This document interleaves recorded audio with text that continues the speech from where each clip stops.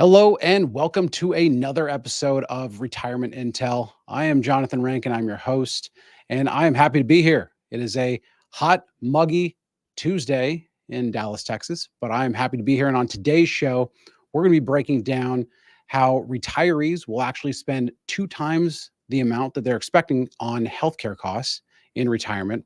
We're going to talk whether or not a luxury cruise is the best, most luxurious way to spend your retirement. And then we're going to be breaking down what's going on in the housing market. I've gotten a lot of questions lately about, what's going on there. How can that affect my retirement? And we're going to break all that down for you today. Do me a favor, hit that subscribe button if you're just joining us. If this is your first time, welcome. We do this every single Tuesday at 4 p.m. Central Time. So thanks for being here and spending your time with me. And also, if you have questions, hop into the live chat.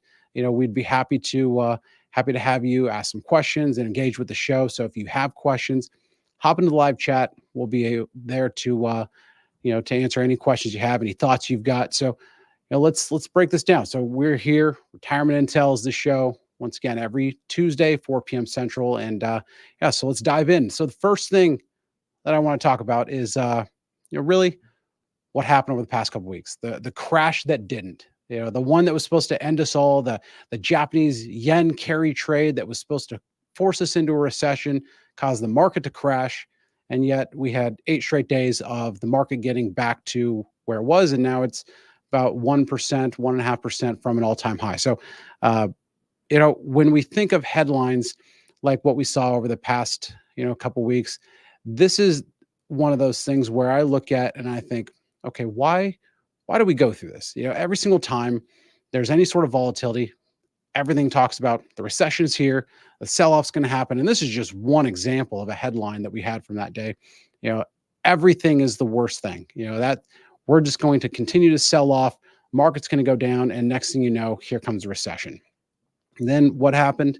The market rallied since then. And, we've been up 8 out of the 9 last straight days. So, what I bring this up to, because it kind of goes back to what I mentioned a couple weeks ago.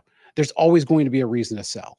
There's always going to be some reason in the markets, whether it's today, whether it's tomorrow, there's always going to be some sort of news headline out there to sell. So when you're thinking about making some changes, in your portfolio, base it on, something that is, actually meaningful to you and your financial goals. Don't just sell because, somebody on TV is just yelling at you that the market's going to keep going lower. Because remember, there's always going to be something going on and some reason to sell. But let's dive into really the main topic today, which is healthcare cost and retirement. There is healthcare cost and retirement. This is the number one concern right after running out of money. When you think of retirees and what their biggest fear is when it comes to retirement, the first one is obviously outliving their money. Nobody wants to outlive their money. It's the biggest fear that most retirees have. But the second one is, how are they going to pay for healthcare coverage?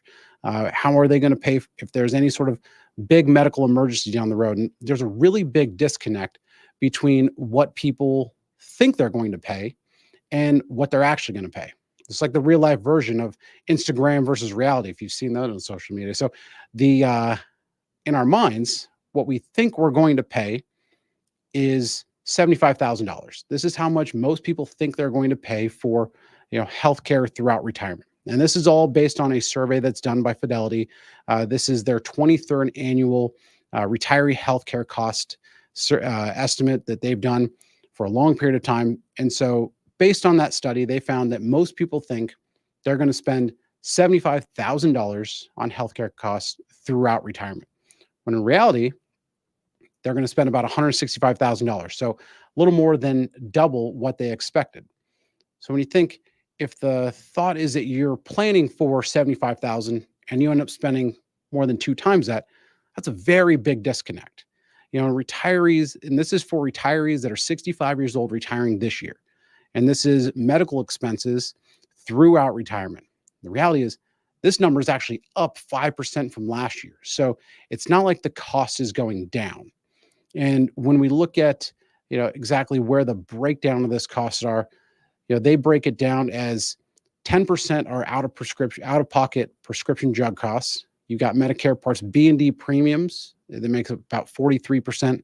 And then 47% goes to co-payments, co-insurance, deductibles, you know, doctors and hospital visits, anything that's outside of those other things. So there's a lot of different places that the money goes. But in the study, what they assume is that the retiree is going to be enrolled in traditional Medicare, which is parts A and B that cover hospitals and doctors, and then part D that covers prescriptions. So, aside from just that cost, you've got premiums, over the counter medications, dental, vision, and a lot of other things that are not covered by Medicare. So, when you think of, if you're planning for retirement, how do you plan for this? How do you budget for something that's continuing to go up in cost? It's an unknown because everybody's got different health, different genes, and different family genealogy that is going to be different on what they're going to need to spend. So the way that we always talk to clients about trying to plan for this is, if they can, and if you can, leverage an HSA as early as possible. This account is extremely underutilized. If you've ever heard of an HSA, it's the health savings account. This is the only account that is triple tax benefit. Now, what do I mean by that? It's tax-free, so it's tax deductible when the money goes in. The growth is tax-free, and if you take the money out and you use it for qualified medical expenses, there's no taxes on that either. So tax-free to put it in, growth, and for use, it's the best account you can utilize for healthcare costs. The problem is that not everybody utilizes this, because the catch is you have to have a high deductible health plan if you're going to participate with an HSA. And so that's usually the catch. Most people, if you're in the middle of your career and you've got a family, the last thing that most families want is a high deductible healthcare plan that's going to cost them a lot out of pocket if they've got a number of kids.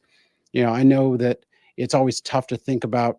Nobody can forecast really how much they're going to be spending in medical costs. And so going on a high deductible health plan could be nervous. I know that, my family at one point, when we switched from a traditional to a high deductible health plan, there was the thought of, well, let's hope nothing happens this year. And it's never a fun thought to have, but the more you can put into an HSA and not utilize it, let it grow, then that's going to help with, with that cost down the road when it comes to your retiree medical care coverage. Because let's just face it, 165,000, that's just for one person. That's not talking about a couple or a family. So now you start extrapolating that cost, and it's only been going up. So you think about that, you go, well, it's $165,000 today just for me. But if you're not retiring for another 3 to 5 years, well, now it's going to even be more expensive if it continues to grow at, let's say, a 5% clip over the next couple of years. So getting ahead of that now, because it's a really good tool. And one of the things that was in this study by Fidelity that they were talking about is how there's so many competing priorities nowadays. And this is something that I don't think many people think of. And when you think of your paycheck that you get every single other week or every month, there's only a certain amount of places it can go. It's got to save for retirement. It's got to cover your living expenses today. If you've got family, it's got to cover maybe college tuition for any kids. And then you've got to focus on your future retirement, which might go into a 401k. And then to start thinking, okay, well, now I have to earmark some money for this other thing for healthcare and retirement. It could become overwhelming. And then you could see how dollars can get stretched thin. So just starting to think about that as early as possible. If you're able to get into a high deductible health plan, it can be extremely beneficial, because Medicare is only going to cover so much. And speaking of Medicare, one of the things that the research showed was that 55% of people are already nervous that it's going to be difficult just to sign up for Medicare. And they expect to feel overwhelmed or confused when selecting which one they utilize. Do they go with the traditional? Do they go with the Advantage? And trying to determine which of those they choose for their retiree health benefits is overwhelming and confusing.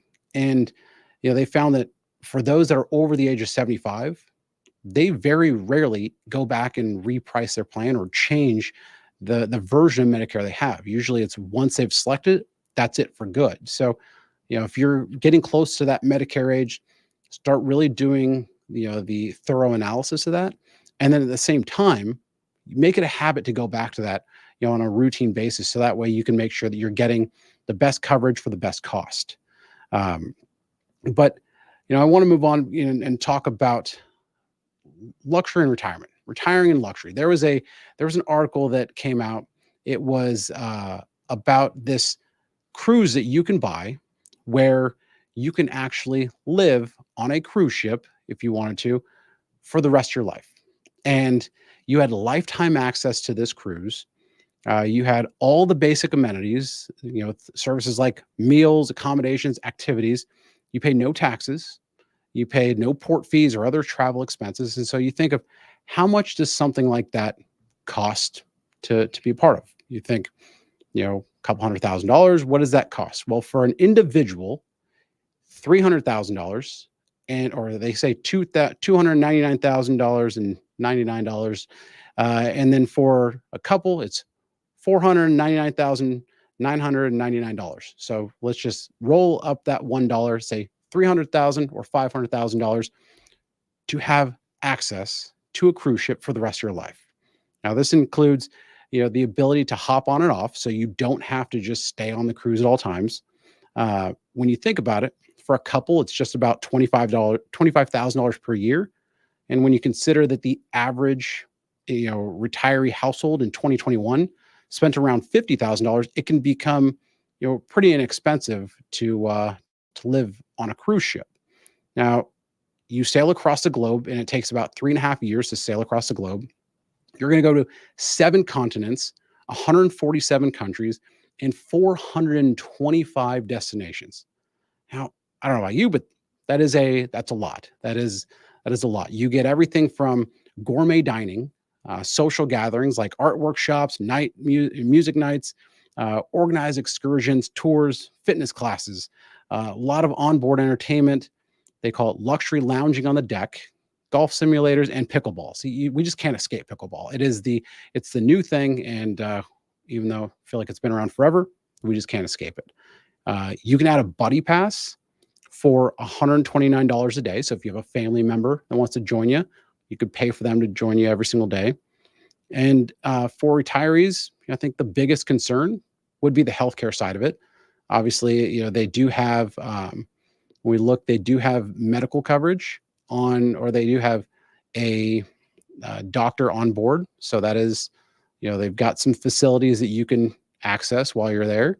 And so you can have everything from the basic medical necessities. You've got a pharmacy, you've got dental services. So, I like my dentist in an office building, maybe a strip mall, maybe a cruise ship. I don't know about that one, but that's just me. I know we're all a little different when it comes to what we're looking for with healthcare providers, but I don't know about a cruise ship dentist there.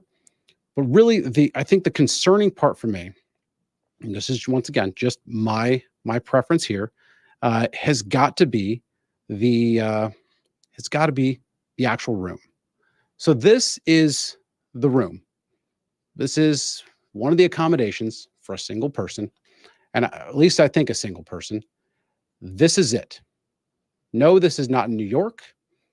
This is your room on a cruise ship. I don't know where you'd put your stuff. This is just me. I don't know if I'd want to live in a shoebox. I guess the whole point of this is that you're out on the boat, you're doing things. I don't think there's enough storage for clothes. Maybe that's just me. I guess if you're going to that many continents and destinations, you're probably going to need a little bit more to wear than just, a few pairs of shorts and pants. We can zoom in a little bit here, and I don't see any storage underneath the bed. So I don't know. That's the biggest concern that I would have if this is me, but I'm not retiring on a cruise ship anytime, but it's an interesting thing to think about. Having the ability to live for $500,000 if you're a couple and have everything paid for you, or to, if you're just an individual, $300,000, and you get to travel the entire country or entire globe. The question is, would you sell your house for this? Like I said, for me, it comes down to the room. There's no way I could do that. There's no way that my wife could do that, because she would take all the closet space, and next thing you know, I'd be living with the same outfit every single day, over all those countries and all those destinations. So that's just me, and that's just our situation. But I do think that it's something where I don't think I can live in something like that. Um, but thinking about selling your home, let's kind of move on from there and talk about what's going on with the housing market. There's a lot of noise around this in the media. I've seen a lot about, you know, the different data points that are coming out, and when we the look at some of the information that's coming out now about existing home sales, how they were up last month, but still at the lowest level they've been since July of 2020, or I'm sorry, the lowest July on record. Housing starts, those are down in July and revised lower from June. We've got building permits that are down. New home construction is at its lowest level since May of 2020. So think about that. New home construction, the lowest level it's ever been since the point where the country was, locked up and we're all inside with masks on, saying 6 feet away from each other. So that's where the housing market's at. Right now there's 476,000 new homes for sale in the US, which is the highest inventory that we've seen since 2008. So we've got rising inventories that keep piling up, but at the same time, affordability is a continued issue that's keeping demand low. Because if you locked in a mortgage, over the past, let's say 4 or 5 years, where you're sub five, sub four, some people are sub three, it's going to be very hard to justify a 6.5 or a 7% mortgage at this point. Um, so when you think of, this issue within housing, the question always becomes, is this something that's, a economic issue, a housing market issue? Is this a you issue? Is this something you should even be worried about? And when talking about housing, most people immediately go to, it's going to be the next 2008. I'm just waiting for the housing market to crater, and I'm going to pick up houses because it's going to crash just like 2008. Well, I hate to be the bearer of bad news, and hopefully good news for a lot of people. I don't think we're going to another '08 in the housing market like we did, because we had people at that time who were making $30,000 or $40,000 that were taking out no interest loans with nothing down, and banks were lending to almost anybody with a heartbeat. Nowadays, it's a lot more stringent to get a loan. Banks have so much more in terms of requirements that are needed to lend money, and so I don't necessarily think it's going to be this foreclosure ridden 2008 scenario. But we do have an issue in the housing market, and the issue is that a big chunk of the economy is dependent on the real estate market. And this is where people really forget to think about. Real estate touches a lot of different things. It touches banking, construction, home renovations. I mean, you just look at Lowe's, they just cut their full year outlook as, weaker home improvement sales, are expected. So you think there's so many different things that it touches. It touches consumer spending, because if you're not tapping into your home to take equity out, like, because there's not this cheap, accessible way to tap into your home equity, then, most people aren't going to do it. Why would you take out a home equity line of credit at a 8, 9, or 10% rate to go out and spend that money when it's costing you so much? So that's money that's not being spent in the economy. So real estate really does have this multiplier effect. And so when you think about, that type of multiplier, it really does make it challenging to think about what's going to happen in the overall economy because of what's going on in housing. And this is where, you know, this is really a sign of a slowing economy. Now, I'm not saying that we're in a recession today or that we're going to one tomorrow, but the signs are definitely there. And so, when you think of, is this a you issue? Is this something that you should really be worried about? The reality is, as I mentioned, as the economy goes, so does housing, and vice versa. So, the one thing that we always have to think about is this bad for you? And when I say you, I mean you, the individual that's watching this, and what should you be considering if you're thinking about, how this real estate market and the economy impacts you. So, when you're thinking about the real estate market, are you looking to buy or sell? Do you need to tap into the equity into your home? What's the current rate that you have on your house today? If the economy does slow and does go into a recession, typically what we see is we see layoffs. And, are you at risk?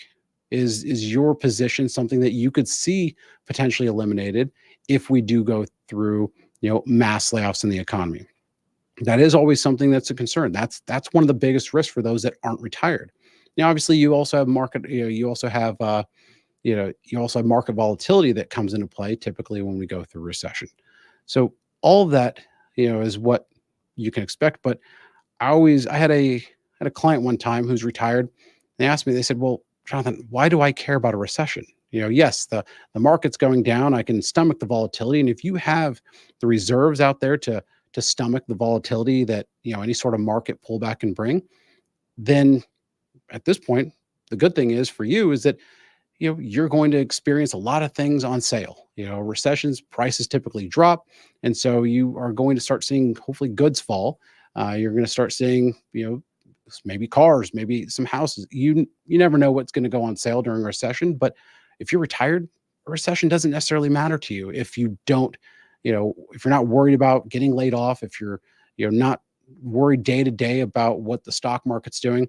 If you're just living your life and you are retired with a good lifestyle and you've got money saved and you've got a great emergency fund, you're utilizing the bucket strategy, then maybe recession isn't the worst thing for you. Maybe it's one of the things that you've been waiting on for a long time for prices to drop pretty dramatically. Because one of the biggest pieces of feedback that I've heard over the past couple of years is everything is so expensive. And we've heard this over and over again because of inflation. But the reality is, every time you go to the store, there are some times where you just have a little bit of sticker shock because of the cost of some of the things that are out there. And trust me, I feel the same way. There are things that I look at and go, how is this that expensive? It's funny because, my parents live in Northern California. I was born and raised in Sacramento. And, my mom always will ask me, what's the cost of a Big Mac meal there in Dallas? Because for some reason, I guess it's extremely expensive in California. And so that's her gauge of inflation is what does a Big Mac meal cost? And everybody kind of has theirs. But it's just something to keep in mind as we go through recession. If it's something that if you forecast within your financial plan that it doesn't, really impact you if we go through higher unemployment and market volatility, then don't let the news bother you, because what can happen is the news is going to always talk about it's going to be so much worse. And remember the headline from earlier. This is, where the recession's coming, the market's selling off, it's over. The stock market sell-off continues. Headlines like this are going to make most people pretty concerned about what's going on within their portfolio and their lifestyle. But this is a way, if you really put the mindset of how does this, economic, impact you, it's something to really think about. So, I want to just want to share that because, housing is such a big part of this economy, and there's just a lot of concern that, are we going to see another, housing crash? Is there going to be this opportunity for me to pick up a bunch of houses? And I just want to set the record straight. I don't think there's going to be another 2008 housing crash. But hey, you know what? Anybody can be wrong. It's just a best guess. But I want to move into our last part of today, and for those that are here on the live, if you have any questions, drop them into the live chat. Be happy to go through any questions, anything that's on your mind. But the one new segment that I'd like to go through is what I'd like to call "Why Was This Written?"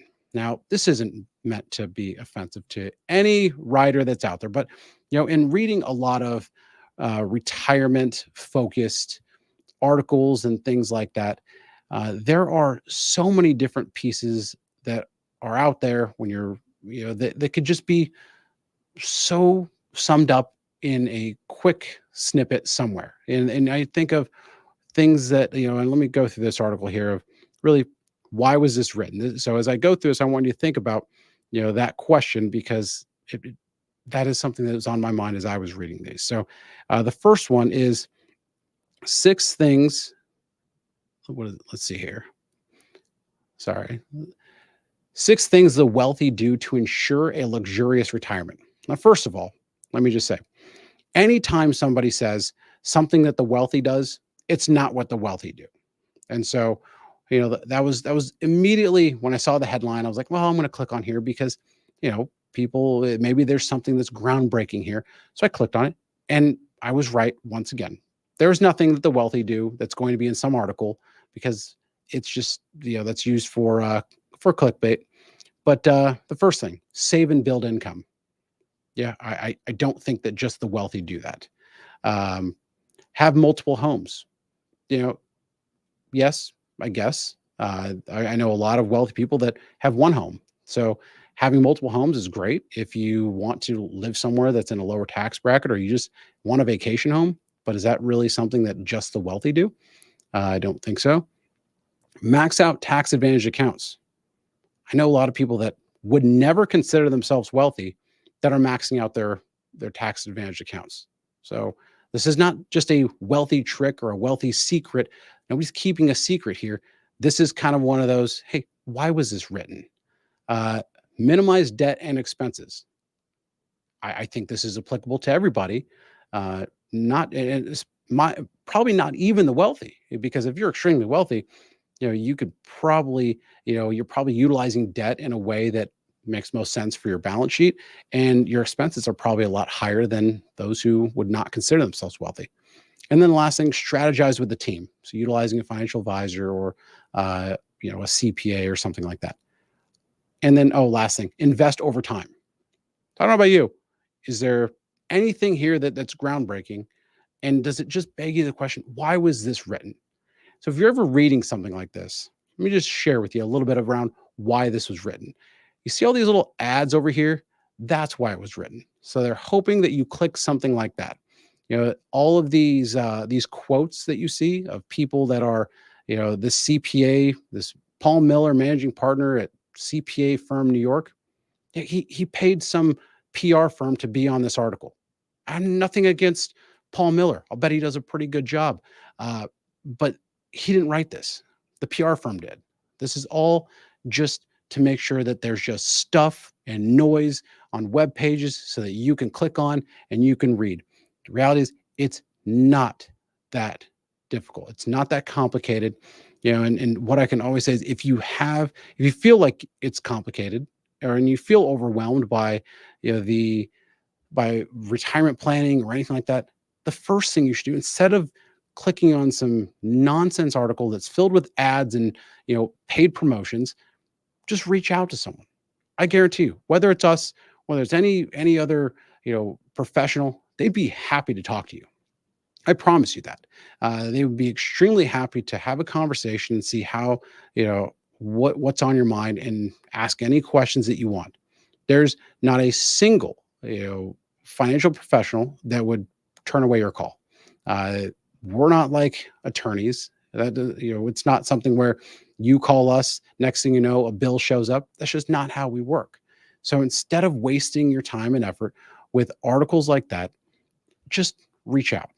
I hope it's to us. We've got a great team. We'd be happy to chat with you, but reach out to someone, because the last thing you want to do is waste your time reading these articles when you could be living your life with your family, living your life with your in retirement. Hey, you could be on that luxurious cruise in that shoebox of a room that we went through. Just think about, anytime you're reading an article, unless it's some sort of research piece, ask yourself, okay, what was the real reason why this was written? Because I can tell you right now, my guess is that nobody watching this learned a single thing from that one article. So if you have any articles like that you come across, the why was it written segment, share them, send them to me. I would love to see those. I love going through stuff like that, because I think part of understanding, how to maximize your retirement, which is what we're here to help you do. The one thing you want to start thinking about is, what do I need to avoid? What noise out there do I need to avoid? Last week we went through, social media and the insurance salesmen that are on social media. So, anytime if you have any sort of articles, thoughts, concerns, share it. That's what we're here to do. We want to share those things and hopefully reduce the amount of noise that's out there, because the news is there to monetize your fear. Always remember that.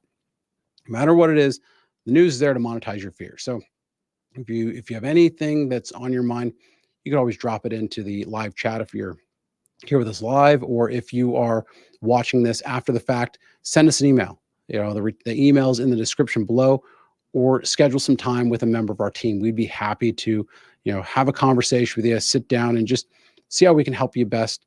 But the last thing that you want to do is just go online searching for a whole bunch of different noise that's out there. And just remember, the last thing, if you take anything away from here, there's nobody that's sharing the tips of the wealthy that is truly for the wealthy. It's just noise. So this was fun. I appreciate you joining. If you're here for the first time, hit that subscribe button. Be here next week, next Tuesday, 4 p.m. Central Time. I'll be here.